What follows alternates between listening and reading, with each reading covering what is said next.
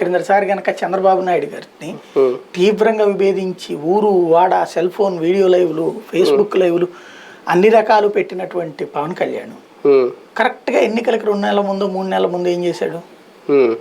జగన్ గద్దెనెక్కడానికి వీలేదు, అట్లాంటి రాక్షసులు ఉండడానికి వీలేదు, అందుకే నేను ఇటున్నాను, నేను కమ్యూనిస్టులో నుండి బీఎస్పీ కలిసి ప్రభుత్వం ఏర్పాటు చేస్తామన్నారు. ఎందుకు పెట్టారు ఆ పార్టీ అకస్మాత్తుగా? ఎందుకు పోటీ చేశారు? ఫస్ట్ ఎవరు మనం చెప్పారు 24 సీట్లు కళా వెంకట్రావు అనౌన్స్మెంట్కి బయలుదేరే బెజవాడకు వచ్చాక 24 అసెంబ్లీ స్థానాలు, 1 ఎంపీ స్థానం అంతా ఓకే చెప్పడానికి బయలుదేరిన టైంలో చివరి నిమిషంలో కారులో కూడా బయలుదేరాక నాకు వచ్చేయమని చెప్పారు.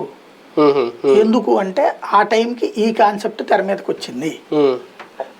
ఏంటి చంద్రబాబు గారికి ఉన్న ఫీడ్బ్యాక్ ప్రకారం ప్రభుత్వ వ్యతిరేక ఓటు చీల్చుకోవడం బెటరు, మనం కనుక కలిపేసుకున్నాం అనుకోండి పవన్ కళ్యాణ్ని అబ్జార్బ్ అయిపోతాడు, దానివల్ల ప్రభుత్వ వ్యతిరేక ఓటు సాలిడ్గా వెళ్ళి జగన్కి పడుతుంది, కాబట్టి ఇతని మనం ఇట్లా పెడదామంటే అందుకోసమని చంద్రబాబుని ఏం తిట్టద్దు, తెలుగుదేశం కూటమిని ఏం తిట్టద్దు, ఓన్లీ జగన్ మాత్రం తిట్టేటటువంటి కార్యక్రమం.